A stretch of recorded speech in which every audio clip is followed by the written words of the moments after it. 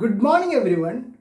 I have been making contacts through the FM transponders of low Earth orbit satellites for almost 1 year now. I have been able to work International Space Station, Dipole series of satellites, and some of the UE satellites like AO91. This was with my CP22E vertical antenna initially at a height of about 9 meters from ground, and later on I homebrewed a Moxon Yagi with a Moxon element for VHF and 5 UHF elements coupled passively,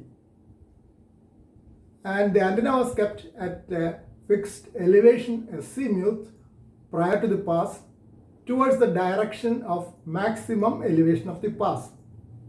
But recently, some of us started experimenting with HF antennas, 40 meter and 20 meter antennas for receiving satellite signals. View 3 CDK was the constant motivation, as he used to send audio clips recorded from Dipole's International Space Station and even LAPAN satellite. And some other hams like View 2 SW, View 3 TBU, they also reported hearing satellites using 40 meter antennas. And View 2 ACC could also conduct local VHF repeaters with 5 to 10 watts using his 40 meter dipole antenna. So I have also been experimenting this, and today morning I was quite happy to hear View 3 BGK on a 35-degree maximum western pass of International Space Station. I could hear his call several times and I replied a couple of times, and it was happy to note that he heard me and called me back as well. But the signals were not that great, being a 40-10 meter combination dipole instead of a directional Yagi for satellite contacts. I was receiving 437.800 MHz frequency from International Space Station with my combination dipole. I do not know whether it was for a 60-second harmonic of 40 meter dipole or 15th harmonic of 10 meter dipole. It could have been either. Maybe I should think of 10 meter dipole because it is a odd harmonic. We know that center-fed dipole antennas work on odd harmonics also. So it is likely that my 10 meter antenna would have functioned for the downlink. In case of uplink on 145.990 MHz, it could have been either the 21st harmonic of the 7 MHz antenna or a 5th harmonic, again odd harmonic, of my 28 MHz 10 meter dipole. All these are possible because it was a combination dipole.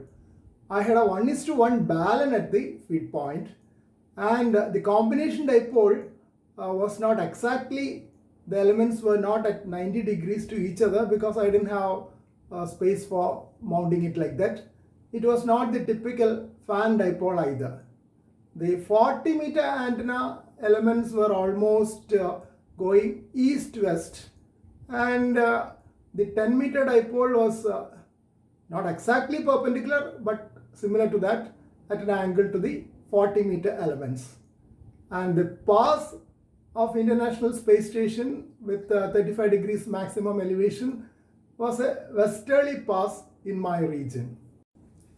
I am planning to try more passes, especially those with higher elevation. There are some overhead passes also coming through later on, maybe in a couple of days or so. I will try that also.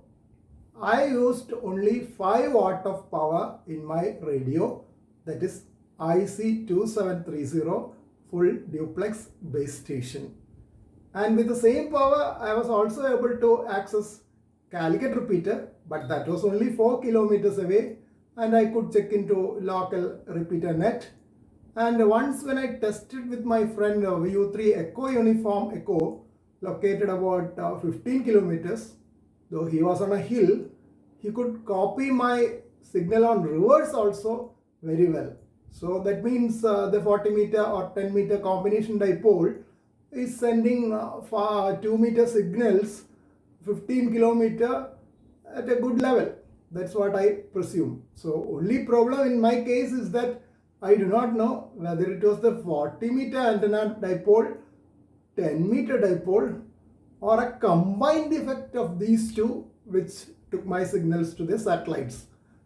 This could technically be something like a cross-Yagi or the turnstile antenna, not cross-Yagi exactly, like a turnstile antenna with two sets of elements. Only difference is that turnstile is resonant for that frequency and the two elements are fed in phase with a phasing circuit. Here there is nothing like that, only a 1:1 balance, that too meant for only up to 50 megahertz, as I was using it for a 10 and 40 meter combination dipole.